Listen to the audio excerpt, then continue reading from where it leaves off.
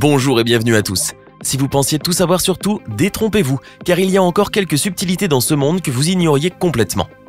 Installez-vous confortablement, voici 25 infos que vous ne connaissiez pas il y a 5 minutes.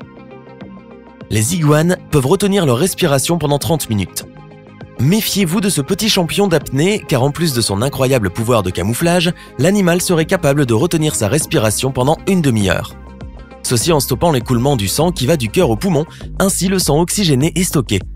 C'est à en avoir le souffle coupé.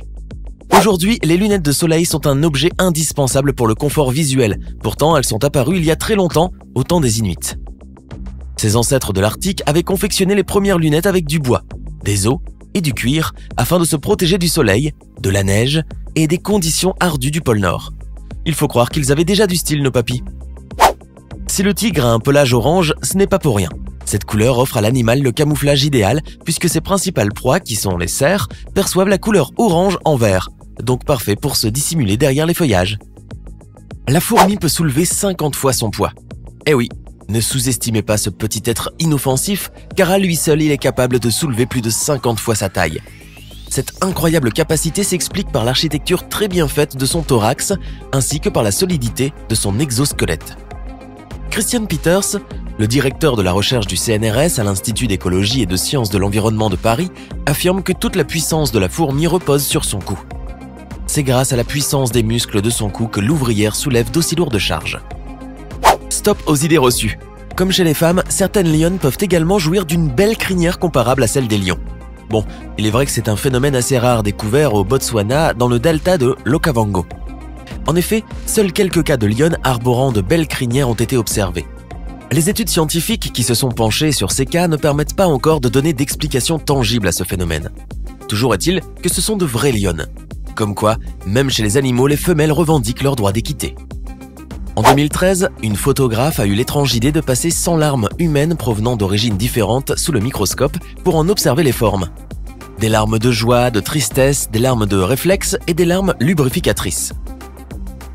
Les résultats se sont avérés étonnants car ils ont révélé que les formes des larmes étaient différentes selon les types, bien qu'elles aient une composition chimique similaire. L'homme au plus grand pied de l'histoire est Robert Pershing Wadlow, de son vrai nom, né en 1918 à Alton, au Michigan. Ce géant de 2,72 m est le plus grand homme que la Terre ait porté. Comme pour la majorité des cas de gigantisme, cette taille de géant s'explique par une hypertrophie de son hypophyse, c'est-à-dire une stimulation démesurée de la production des hormones de croissance. Autre que des tracas du quotidien comme le commun des mortels, Robert avait des problèmes de chaussures, car avec des pieds de 47 cm de long, l'homme chaussait du 71 et ne trouvait donc pas chaussures à son pied. Le cerveau humain utilise autant de puissance qu'une ampoule de 10 watts. Ce qui reviendrait à dire que le cerveau consomme 20% de l'énergie produite par notre corps. Près d'un quart des os de votre corps est situé dans vos pieds. Avant de vous mettre à observer vos petits petons pendant 3 quarts d'heure pour voir si c'est vrai, écoutez tout d'abord l'explication. Les 2 pieds humains sont composés de 52 os et le squelette entier de 206.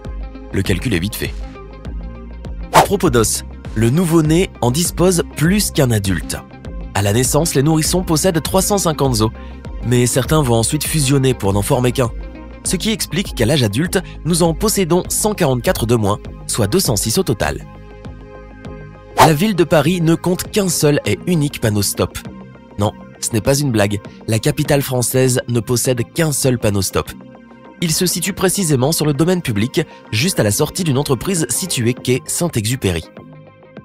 Vous savez que votre sang contient un grand nombre de métaux, mais vous êtes certainement loin de vous imaginer que l'or en faisait partie. Notre sang contient bien une infime quantité d'or, soit 0,2 mg. Ceci s'explique par le fait que nous ingurgitons beaucoup d'aliments imprégnés de métaux présents dans la terre.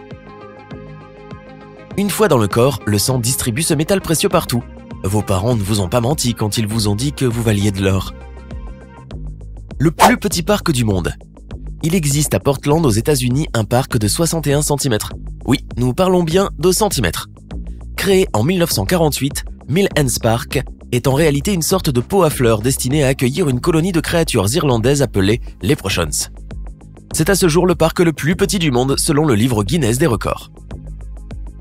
Amusez-vous à approcher une bougie allumée très près d'un mur, que ce soit en pleine journée ou en pleine nuit.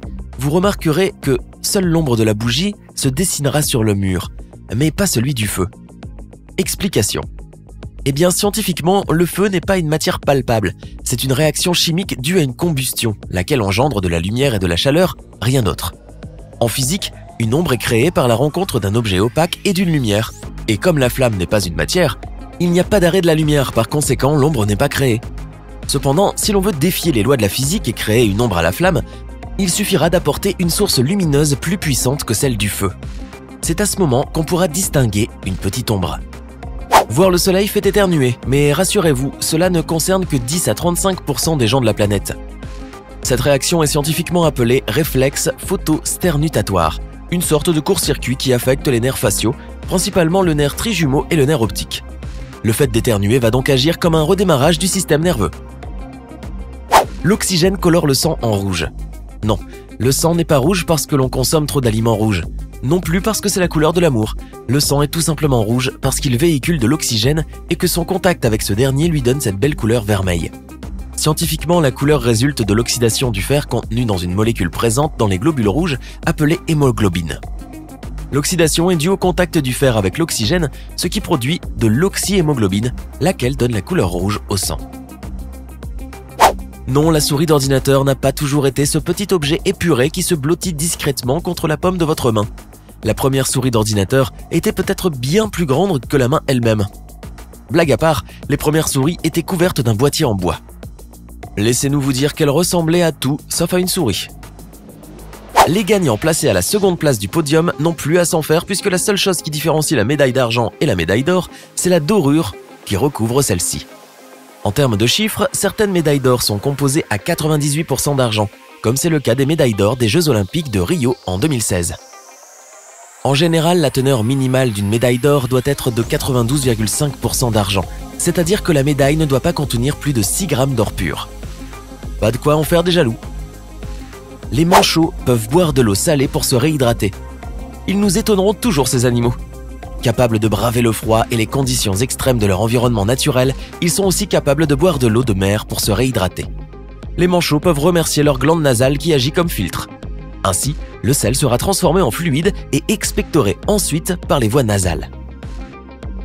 Il existe en Californie, à Livermore, une ampoule allumée depuis 118 ans. Des pompiers l'ont allumée dans leur caserne en 1901 et depuis elle brille de façon ininterrompue au plafond du hangar. Bon, pas de quoi éclairer un stade car sa lumière est relativement faible, mais toujours est-il que ce phénomène est extraordinaire. George Washington avait des dents en ivoire d'hippopotame. Nous parlons bien évidemment du premier président des États-Unis d'Amérique. Il a commencé à perdre ses dents à l'âge de 22 ans à cause d'un médicament qu'il a ingurgité pour combattre la malaria. Lorsqu'il les a toutes perdues, son dentiste John Greenwood lui a fabriqué un dentier complet à partir d'ivoire d'hippopotame, de dents de vache, d'âne ou de cheval, mais aussi de fils d'or et de vis en laiton. Eh oui, il ne se contentait pas de peu, notre ami George. Le briquet existait bien avant les allumettes.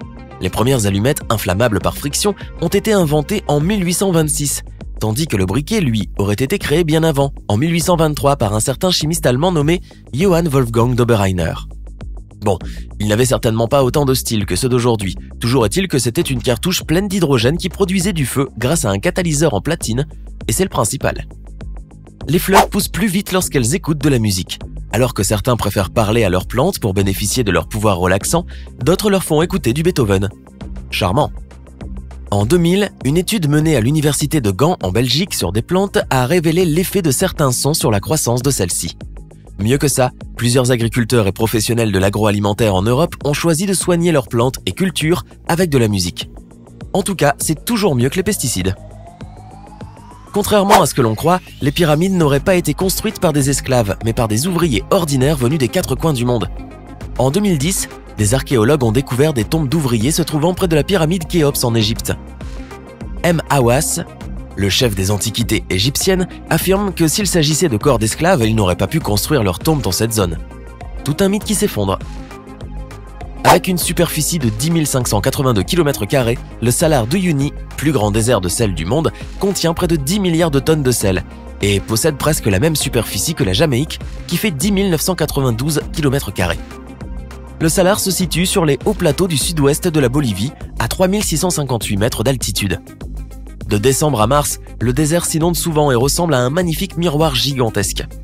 le Salar d'Uyuni, abrite un hôtel entièrement constitué de sel. À présent, vous pouvez vous vanter d'avoir une tête bien pleine. Dites-nous donc en commentaire laquelle de ces infos vous a le plus surpris.